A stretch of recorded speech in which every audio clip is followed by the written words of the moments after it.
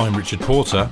I'm Jonny Smith. And this is Smith and Sniff, a podcast in which two friends talk about cars, and this week, Bacs to the Futures.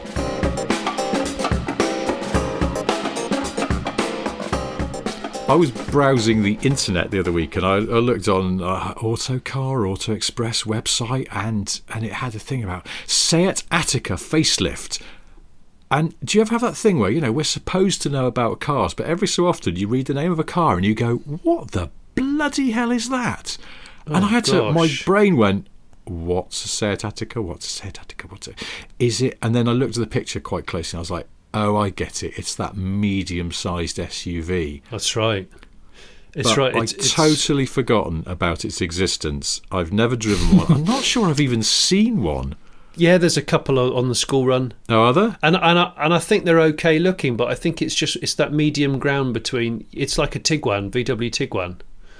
You look at a Tiguan and you'll never remember it again. No, it's not bad, but it's never going to be admired, I don't think. But do you ever have that where there are certain cars that you either forget they exist or you kind of realise that you maybe didn't even know they existed in the first place? Like another one last week, I was out in my car and I was behind a thing which I think was called a Kia Exceed. Oh yeah. Have you seen these? And yeah. it's a sort of jacked up Audi Allroad Rover Streetwisey type thing, but it looks like they've done a pretty big restyling job. So it's not just a Seed with some plastic arches on it. It's a whole new thing. And again, my brain went, what is that? Yeah. And then I was going, hang on a minute, I'm sure I did. I vaguely remember it being announced. But again, I've never seen one before. I've not driven one. It's just, so I was like, I feel like in a way, like, you know, as a sort of car nerd, I'm losing my powers a little bit. But also, it's just there's too much landfill out there that I'm not interested in. Is it Samson having had a COVID haircut? That's what it is. I should never have got those clippers out. Yeah, I know exactly what you mean. Polo Dune. There's one of those ones. VW Polo Dune. Oh yeah, I've forgotten about that as well. No, there you go. Nobody remembers that, and it wasn't bad. But was there a cross Polo as well? Oh, blimmin' heck. I don't know. I think that was the same thing, wasn't it? Called a Dune here, and there was a Beetle version as well. Oh, they did have a Beetle. Yes. Was it just cladding? Yeah, I was cladding, and maybe a little bit of a jacked up ride height. Always actually, I know cladding. really. I do know just to prove that my car nerd powers haven't completely been shaved onto the bathroom floor. There was a cross up as well. What? As in crossed up? Crossed up, yeah. As in desperately trying to sort out a skid. Yeah, there was a cross up, and it was a very slightly jacked up, and crossed the up. Reason that what it used was the suspension settings they'd come up with for certain countries with less good roads. Oh, Romania spec. Yeah, that was always basically Dacia. It was just a Clio with much stronger suspension and worse switchgear. Yeah. So they'd come up with this idea there would be a rough road spec chassis for the normal up, and then they ditched that idea and just decided to sell the up the same in all countries. But this left them with this slightly jacked up suspension tune, and that out of that they made the cross up. I actually love that idea, apart from the fact that I can't stop thinking about when people say crossed up is that sort of 2 seconds before the accident phase. Yeah, it's the bit where you catch your thumb on one of the steering wheel spokes and then go into the ditch. It's always windscreen wipers are on full. You've avoided the accident, but the wipers are on full and it's a dry day and nobody says anything.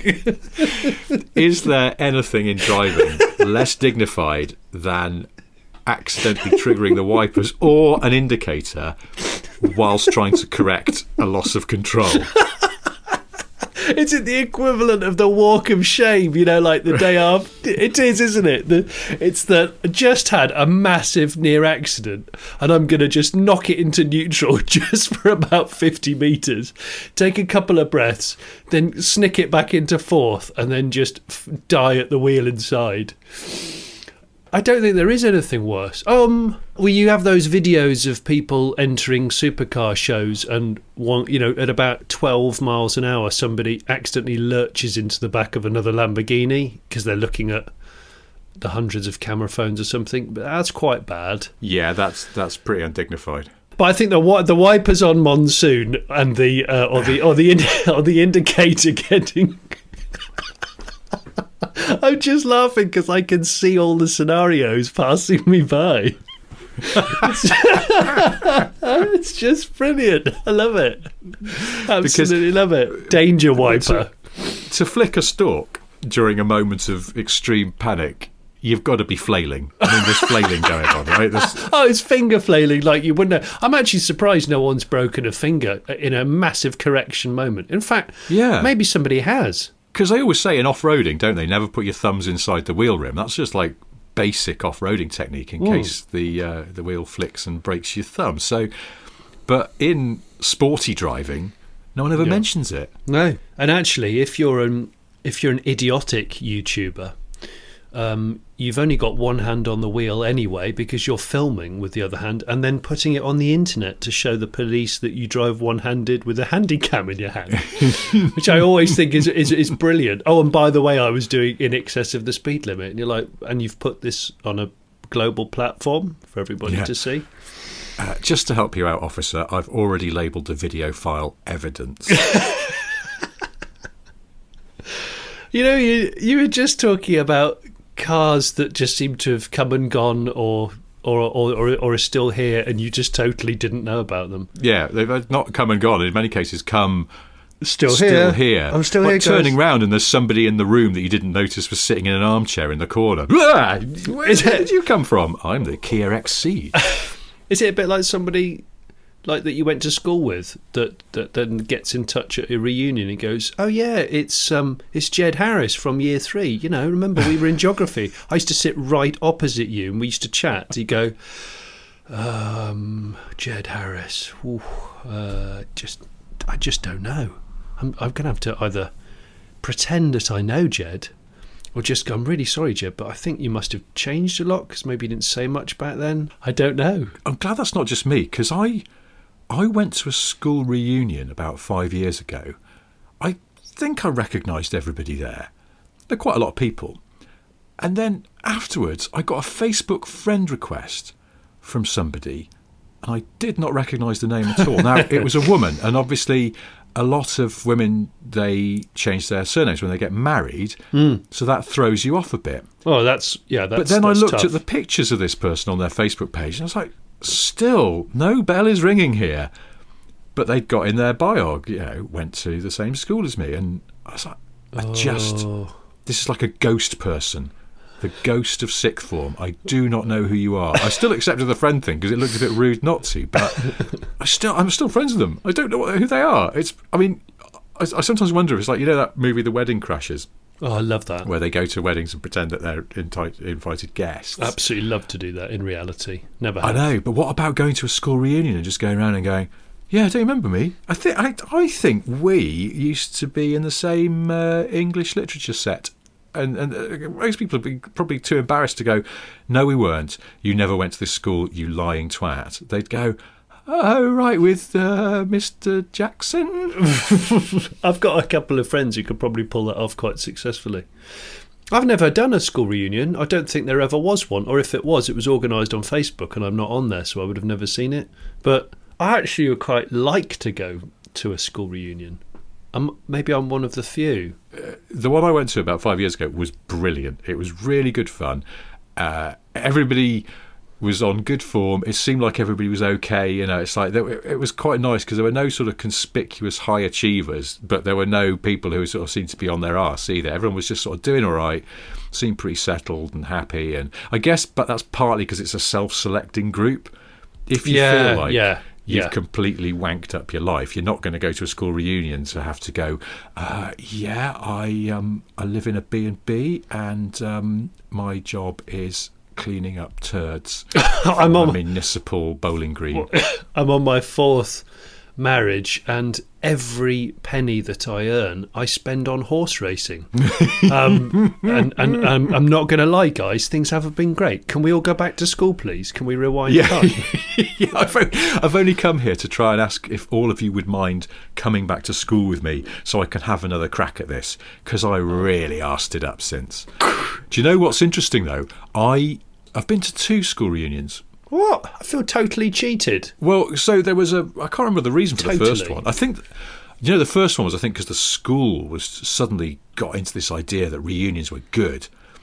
And they could keep in touch. Yeah, keep in touch with old pupils. And then when they see them, ask them to donate some money to fund the building of a new AstroTurf pitch or something. AstroTurf, is that a special edition we've totally forgotten about? The AstroTurf? Yeah, the AstroTurf. Hey, that was a good one. That was a sort of crossover, wasn't it? Oh, have you got you've got a slightly lumpy drive? Oh, do you have to go down someone's kind of gravelled area every so often? Get the AstroTurf. It's slightly better at driving on rough ground than the other Astra, which is perfectly okay at driving on uneven ground. And there was also an Astra Surf that just had a roof rack and neoprene upholstery, maybe. Oh, the Astra. So the Surf and Turf, which is a meal in America, isn't it? Yes. What I can't actually remember what it is. Prawns and steak, isn't it? Oh, that's right. Weird. Yeah, beef and very seafood. Tenuous. The turf just comes from the fact that it's a grass-eating animal that you're eating. It is. That is too tenuous, isn't it? Because you could go into too much detail and go surf and reclaimed land that used to be beautiful jungle and is now mass farmed. Yeah, feeding ground for specific kinds of ungulates. Takes the shine off the menu a little bit, I know. It does, doesn't it? That's the reason why we don't work in the catering industry, I suspect, Rich. What, because of kind of Tourette's honesty to the origins of food. There's loads of that. Have you noticed, I can't remember if I wrote a column about this, but have you noticed how a lot of food in supermarkets, particularly sort of when they're trying to make it seem fancy, one of the ways they'll do it is they put a place name in front of it. So instead of just sliced ham, it'll be sliced Wiltshire ham. Oh, yes. And yes. It's meant to class, or even, but you get more specific. A county is too big. It has to be sliced Odium ham. And you go, where's Odium? And you have to look it up, and it turns out it's somewhere where they have a lot of pigs. But I can't remember if I ever wrote this down. I had this scheme where it's like, Jag sort of permanently seems to be not quite selling as many cars as they want. Maybe they should leverage some of their sort of Britishness and go, this isn't just any Jaguar. This is prime Coventry Jaguar. Oh, yeah. I suppose you could do that. You could be more regionally specific in order to bolster the appeal. With a luxury Wolverhampton engine. As I'm saying, I'm realising these places are not sort of projecting glamour so much. Hang on, would this be artisan Nuneaton plastics? Yes, exactly. See, you got it. I can never say it. Artisanal. It's artisanal, isn't it?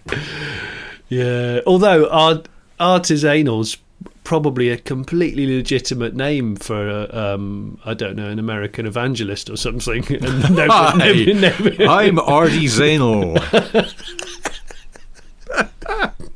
Do you know, the other day I saw a car that I hadn't seen in so long, and it was exactly like you said. I'd completely forgotten about it. The Kia Shuma. Oh, bloody hell! I know, and I thought, it just sounds like a female singer. Like she would have done a ballad in the 90s around about Dina Carroll era. She would have been an arch rival of Dina Carroll, Kia Shuma, wouldn't she? Yes. She would have done songs like Get Here If You Can, Kiss the Rain, all those kinds of songs. A good 90s ballad, but has disappeared for some time. I can't hear Kiss the Rain. And I saw you put it on Instagram the other day, and I can't hear Kiss the Rain because I always hear it as Kiss Lorraine. And then by extension, I hear it as Quiche Lorraine. Quiche Lorraine, yeah. Whenever you're near me. It's like I mentioned on Twitter the other day that I can't hear You Make Me Feel Like a Natural Woman by Aretha Franklin without substituting the word woman with the word yogurt, because if for some reason it just fits nicely. You make me feel like you make me feel like a natural yogurt. Because sometimes natural yogurt's quite nice, isn't it? You just put some fruit in it. It's like having a margarita pizza. You go, oh, that's a bit boring, and then you have one and you go, this is pretty good. It's kind of unfussy. Natural yogurt's a good palate cleanser. It's a bit of a reset, a taste resetter. It's got a strange tang to it. I like the tang. Do you? Anyway, to your point though, as soon as you said Kia Shuma, I thought, I know exactly who she is. She's one of those singers who holds notes for a long time to prove that she can. Yes. Not full Mariah Carey, not quite that hardcore. No. But there's a lot of note holding at the crescendo of a song. Yeah, who did the song I Don't Care How You Get Here If You Can? Alita Adams, was it? Was it? Oh my gosh, she said so she's a full-on Magic FM stalwart, late night, 10 till 1 a.m, that kind of time. She yeah, it is a letter. Blimmin' heck, Rich. Is it? You said that straight. Yeah, it is a letter Adams. Portmaster. It should be on there. Yeah. I haven't heard that song for a while, but that's because I haven't heard Magic FM for a while because I haven't been in any minicabs. Yeah, I was going to say. Well, now, here's a couple of suppositions for you. One, would I be right in thinking that Magic FM only own 24 records? Yeah, there's the evening roster of music definitely follows a similar pattern. I Broken Wings by Mr. Yeah. I probably hear that every time I put Magic on, and that's no bad thing. Good tune. But Aletta Adams, Get Here If You Can, that's definitely in there. Yeah. And so is Kiss the Rain by Billy Myers. Myers. God, you're a 90s female ballad expert. Very good. Okay, your bonus rounds are 90s singers that no one else can remember, or no, I'll go with that, Ken. I'll have that, thank you. Yeah, and there'll be another one called "Loving on a Wednesday" by Kia Shuma. Quickly followed by I don't know. Think of another car name that might fit a song troupe or musician that's long forgotten. What about you got Gordon and Keeble? You could go for it'd be a old-fashioned kind of bluegrass type thing with Gordon and Keeble. I would have thought. Gordon and Keeble. That's very hooray! It's the folk hour. There's a finger. I put my finger in my ear as I did that, like a folkie. Did you? I know it's involuntary.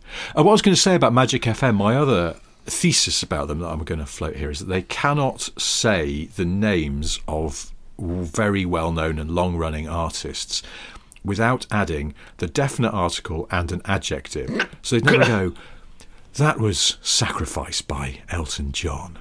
They would have to go, that was Sacrifice by the legendary Elton John. Oh, yes.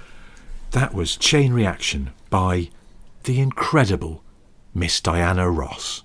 That's the other thing. Yeah, they'd always say Miss in front of female singers over a certain age, and that age is probably about 30. It's got to be Miss Diana Ross. Is that because they don't know, or is that because they just feel it's respectful? It's old school showbiz. Okay. It's definitely old school showbiz. You never go for... I mean, so it just sounds weird. I'll demonstrate. That was, of course, Goldfinger by the legendary Mrs. Shirley Bassey. Oh, yeah. I mean, that just sounds like she's a school governor or something. It doesn't work. It's true, isn't it? But gosh, if I say Goldfinger by the incredible Miss Shirley Bassey, then that's respectful. It's dressing things up. It's giving it a bit more sort of weight. And there's an air of mystery about it, I feel, as well. That's I feel true, like there's yeah. more mystery. Well, you think the people sitting at home going, oh, check her finger, look at her finger, has she got a ring on it? Is she married? Is she married? It's so hard to tell because he said Miss, but she could just be doing, maybe, is that her maiden name? She works under a maiden name, yeah. She works under her maiden name. I like that. Where were we? Hey, I'll tell you what, actually, 90s singers, Kia Shuma is doing quite well. She's all right. Yeah. Holding her notes very long. Yeah. She's got a number one album, which is called something really tossy, like Today is Just Tomorrow's Yesterday. And I think I've got that. Yeah. I think I might have bought that one. got it on CD, and it's so old. It's in one of those CD cases that's of quite heavy plastic before they just made them all thin and crappy. And with a grey spine rather than a clear one as well. You're being so painfully detailed. I know. Wow, Grandad, tell us more about arcane details of musical formats from when you were younger. Gather round, children. No, I think that so the 90s, you know, Carey's in there, and Billy Myers and Elisa Adams, and then suddenly from nowhere, there's a one-hit wonder from Italy, Lancia Dedra. Oh, wow. That works. Dedra. Yeah, and there's a little bit Euro. Eurovision. Yeah. A little bit yes. Eurovision. Oh, so Euro.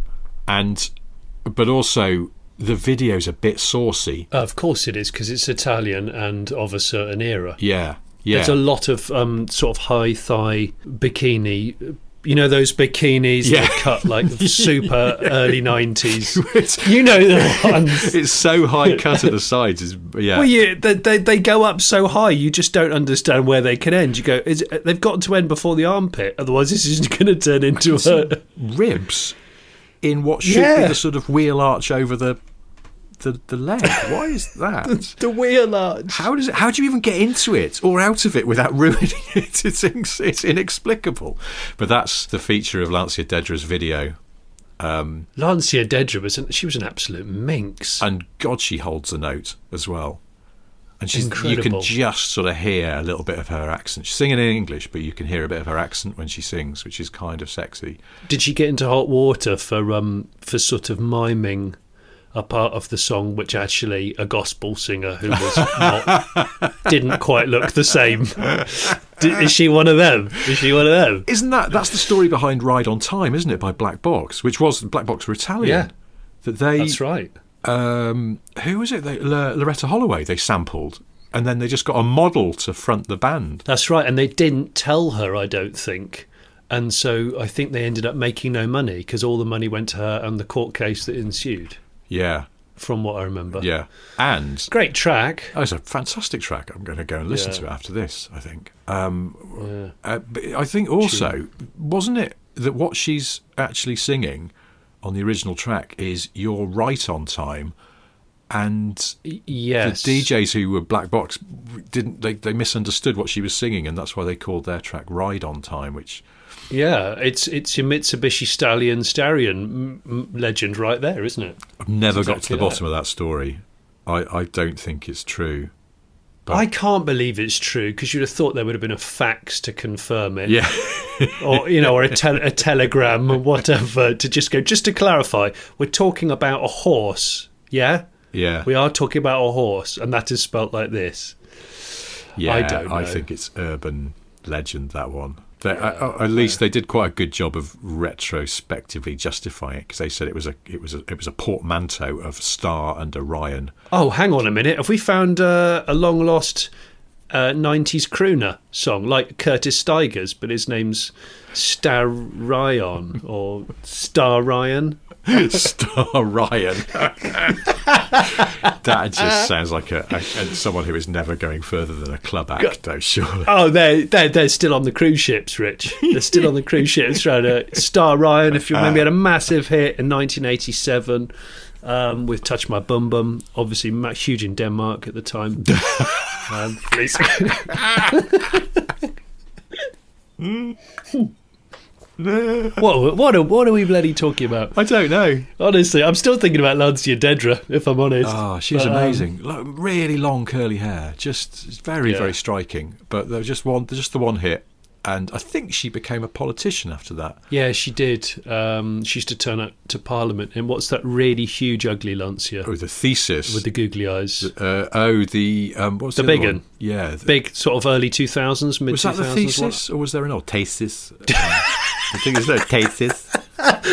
Is that how you pronounce it? Gee, that's brilliant. You sound like the guy from Beverly Hills Cop who works in the gallery. Who's still one of the best acting moments in my life, I think. He's like, get back out of here. I'm serious. What is it? What is it? What is it regarding? What does he say? It's he says, "I'm here to see." What's the name of the woman in Beverly Hills Cop? I can't remember. Axel's high school friend. Mini Clubman. Oh, of course, yeah, that's the name. God, man, I have to say, Beverly Hills Cop 1 and 2, just such fine pieces of work. Such fine pieces of work. Although I showed my kids for the first time Back to the Future last week. Oh, yeah. And it was touch and go. Me and my wife were both wondering if they were going to dig it. My wife really likes Back to the Future. And I do. I think I prefer Ghostbusters, but, you know, they're both strong. And, yeah, they really liked it. Oh, good. They really, really liked it. They thought it was great. And, of course, there's just so many questions now. And we haven't had a chance to watch Back to the Future 2 yet. So we've just got to slot that in because arguably it's a better film. Is it? I can't remember very much about Back to the Futures 2 and 3. 3. Is it Back to the Futures or Bacs to the Future? I don't know the plural, but yeah. It's not Bacs, what, as in BACS, like the payment system. It's Bacs to the... It's Bacs to the Future. Very different film, that. Lot of office-based scenes. Bacs to the Future. It's just so dry and stationary-based. But Back to the Future showed a lot of actual futuristic stuff, like the hoverboard and Biff. You know, with the cars were hovering. Biff had did he have a BMW 6 Series that had turned into a hover future car? I think in the first one. In the second one. Oh, right. The second one. Because remember, the first one was mostly 50s. Yeah. It wasn't actually the future. No, I was going to say I was a bit confused. But yeah, that's the thing. I can't remember 2. All I can remember is there's a Wild West thing, isn't there? Is that 3? Yeah. The Wild West might be the third one, because doesn't Doc have like a train? Yes. It has a locomotive time machine. And the DeLorean drives on the train tracks at some point. The DeLorean, yeah, and is it 2 or 3 Get Me? Where the DeLorean has beautiful white wall tyres and red steel wheels with chrome nipple hubcaps. I feel like that's 3, but I could be wrong. They blur into 1. Oh, actually, didn't they shoot them at the same time? I think they filmed 2 and 3 back to back. Yeah, they did it late, like 89 or something, 90. I touched a DeLorean the other week because a friend of mine, Colin Furs, off of YouTube, he's quite well known on YouTube as a mad inventor, and he lives locally, and he has a DeLorean. Oh, I saw, yeah, because you did the little video with him about your YouTube 100,000 subscribers. Yeah. Thing. I got him to hand me my little YouTube creator a play button award thing, and he did it socially distancing using the very small window in his DeLorean, that post box window, like the ones you get in banks through the bulletproof glass. And I had a good look round it because his is in really good nick. He's found a good one, and I know that they're slow and they're a bit heavy and stuff, but I still think they look so good. The font on where the embossed logo on the back bumper, yeah, it just looks so right. It looks so good. That's probably my favourite part. The most of its time thing in history. That's just 1983 distilled into pure embossed plastic, isn't it? It's just brilliant. And that combined with the backlights, it's just, they're disarmingly low, aren't they, DeLoreans? You forget how low they are until you see one in real life, and it's just, they're so low. It's like a GT40. They're really, really low. And that combed bodywork, I have to say, we were just filming with him dicking around in it, going up and down a cul-de-sac, like 15 mile an hour, 20 miles an hour, and we realised after filming for about 15 minutes there was a gang of boys hiding in a bush nearby who were just totally transfixed by not just the fact that it was Colin, because obviously Colin's massively well known as a crazy inventor on YouTube, but also transfixed by the DeLorean. I thought, that's what I love about a car like that. You know, it went out of production, in 83? And then Back to the Future came out in 85. So the car was still quite fresh, but obviously freshly known as a failure. Yeah. And if it had never been used in Back to the Future as a prop, would anyone still care about the DeLorean? Less. Would it still hold any kind of interest? Because if you look at a Lotus of that era, I mean, a Lotus of that era has a reasonable amount of interest, but not a lot. It doesn't get many column inches, does it? Well, the Bond stuff gives them a bit of mileage, but only the Esprit. Like XLs are just, I mean, they're neither here nor there, are they? Unless you're into cars. But yeah, I suppose the DeLorean leapt into popular culture, and that's a whole different thing. And so now people who know absolutely nothing about cars could still identify a DeLorean and probably tell you what it is. I mean, completely. I doubt they'd know it's a DMC-12, but they would know the company that made it and that it all went to shit. Yeah. Years ago, I made an episode of The Cars the Star about the DeLorean, and during the research, I sort of had this half-baked story that the car was supposed to be in the movie because John DeLorean used to sort of hang out with people in Hollywood. You know, I think he dated Raquel Welch at one point in the 70s, and so he was quite matey with a lot of Hollywood people, and he was trying to get the car into movies as product placement, and he was hoping to get it into the Back to the Future films, and then everything went to cock with DeLorean before that could happen. But it gave the filmmakers actually a different angle, because then it was funny that the time machine was a DeLorean, because it was basically a symbol of failure. And you know, they made all those gags like banging your head on the door and stuff like that.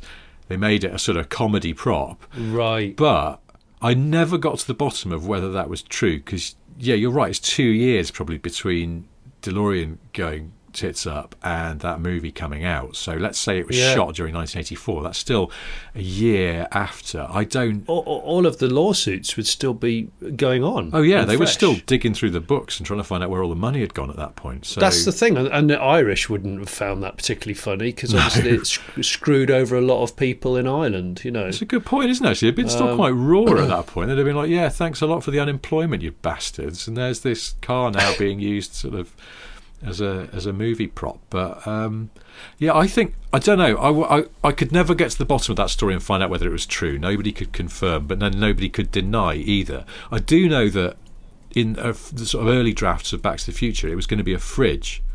The time machine was going to be a fridge. Yeah. And then they realised they didn't want kids copying the movie by getting inside a fridge and then suffocating. So and also the fridge couldn't move around, and that was a bit limiting. Yeah, I know. Why is there a fridge in the middle of a shopping mall car park at night? Because we didn't think it through. I think that when having watched it again for the whatever it was 15th time, I think the bit that got me giggling the most were the terrorists in the VW bay window van who chased, and shot Doc, because I must have just mumbled it out loud, because my daughter at the end, when we were talking about the film and turning it off and trying to shoehorn the kids into bed, she was going, terrorists would never choose such a slow vehicle as a VW van. And I was like, you're absolutely right. I like a nice bay window van with a full length rag top, which it had, because obviously you need that for an automatic weapon. Yeah. It's great, but you would never choose that to do sort of a high energy car park chase. You'd pick a GMC sort of A-Team van, wouldn't you, with a V8? Because it would have a bit of pep to it. Yeah, you choose something like that, or some kind of, or an El Camino, or I don't know.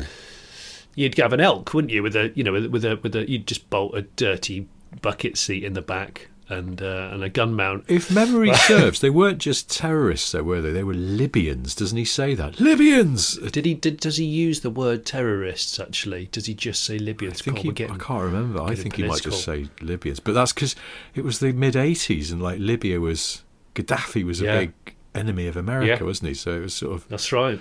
Historical context. But when you distill it even further, how am I right in thinking that Doc actually just nicked or got paid by the Libyans to create a weapon or a system, and that's why they gave him the uranium to trial it, and then he basically just signed for it and ran away? Yeah. So he nicked it. Well, he was in the wrong. Yeah, he's a thief and a fraudster. the Libyans legitimately went, look, we've got this uranium. We want to commission you as a freelance scientist for a job. We want you to make a warhead, and we're gonna DHL all of the necessary ingredients to you, and then can you just make it and then just sign an NDA if that's all right, and then we're gonna then send it to us, and everything will be fine. And he's just gone, do you know what?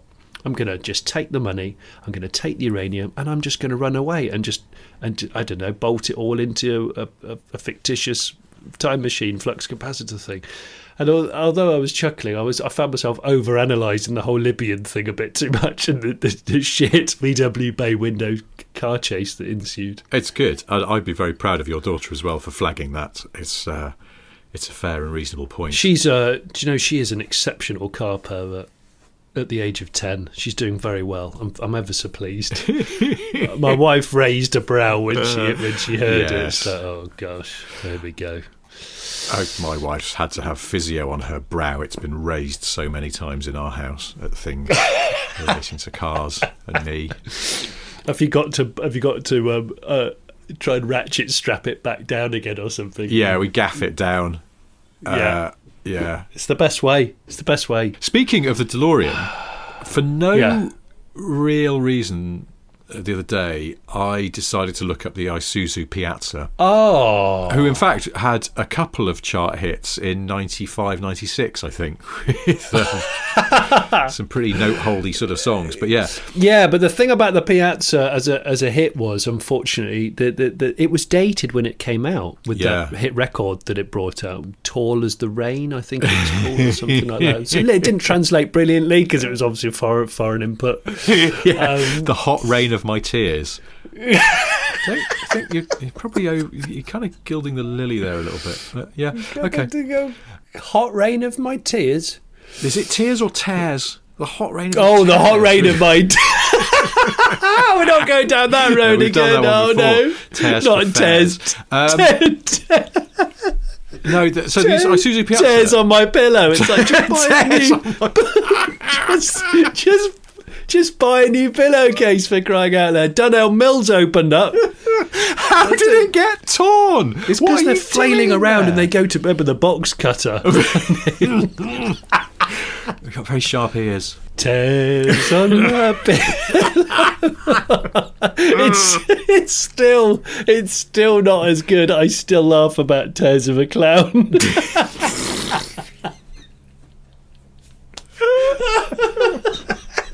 Every time I hear a I think, that clown's its garments are absolutely slaughtered. The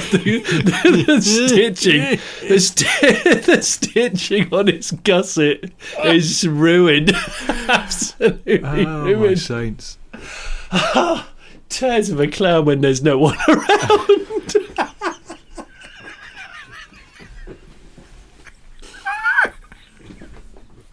Oh God. Oh God.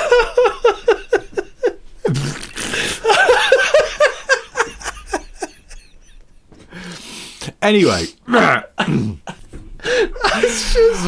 was looking at the Isuzu Piazza the other day, and well, first of all, there's one for sale at the moment in the UK, which I think is quite an achievement because they're quite rare. But they're super rare. Someone's resprayed it Ferrari red. Have they? And and it looks toss. It doesn't need it. Ooh. I think the Piazza's one of those cars. I always picture them as white. They look good in white. We bought one on Max Power. Did you? We did a budget drift car feature when drifting started to become a thing. When would this have been? 2002, 2003, 2004 maybe. And Ben Barry, who's a car journalist and was working on Max at the time, went and found a Piazza Turbo, and we got it with an MOT for 500 quid, 600 quid. Huh. But of course, nobody knew about them and nobody also cared. Yeah. And so we got it, and it actually, I think we were going to ruin it for a max power feature, and then we all universally went, it drives quite well. Let's not ruin it, guys. Let's just have it as a sort of funny pool car. Was it a handling by Lotus Piazza? Well, I knew you'd ask me about the specifics. I'm trying to remember if it had a limited slip diff, and I'm trying to remember if it was the handling by Lotus thing. I know it was silver or grey. Oh, okay. If you'd had eight cans of lager and you looked at it in a car park, it looked like a DeLorean. Well, this is why I bring it up. Apart from the fact that just randomly I was looking up Piazzas the other day, I was looking at photos of them, and suddenly went, bloody hell, you can see the DeLorean connection. Because, of course, it's Giugiaro. And yeah, that's right. And there's a lot of similarities. The front, the nose actually looks weirdly similar. I mean, the Piazza's got those cool little eyebrows that go up when you turn the lights on, but that sort of where the bonnet kind of chamfers over the top edge of the lights to give it that kind it's got a very shallow front end. Yeah. And even sort of the shapes of the side windows and things, it's all there. It's weird how much it you can see that they're related. You could almost believe they're like two cars from the same maker. It's like the Piazza's the kind of more practical one, and then there's the mid-engine flagship. It's weird how related they are when you look at them from certain angles. So yeah, that's the only reason I bring it up. It's like, if you're looking for a cut price DeLorean, and if you can find one, Piazza. Sounds like an A-Team intro. Yeah.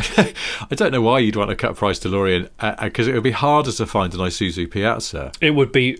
It's a much rarer car. Or I remember ours was a manual, and I think we've discussed this on a Smith and Sniff video before. I remember the little icons next to the ventilation, like the heater blowers and stuff. And I distinctly remember the one that points down to the feet. I think it's the feet. Instead of just a normal foot, there's a picture, I think, of a cowboy boot. What? Yeah, I think it's a cowboy boot. So it was properly American. I might be wrong. I'm sure that it points down to a cowboy boot, or pointing up to the face, it's a Stetson, a person's head with a Stetson on it. It's something like that. Something really like American skewed, where you'd go, oh, that's a bit of an odd one. That's bizarre. Yeah, we kind of lolled about it at the time. I wonder where that car went. The Isuzu Piazza. I'll have a photo of it somewhere. Yeah, it was all right, actually, that. Well, this has been full and informative, as always. Hasn't it? Thank you for listening. As ever, please go and like and subscribe things, but specifically our stuff, if you like it. If you don't, keep it to yourself. If you want to go on YouTube, Jonny has his Car Pervert channel, which has got some very excellent videos on. And if you're really bored by my boring car trivia book off Amazon, here ends the promotional messages. Yes. Good to talk, mate. Yeah, great to talk. Thank you for listening. We'll do this all again next week. Until then, bye. Goodbye.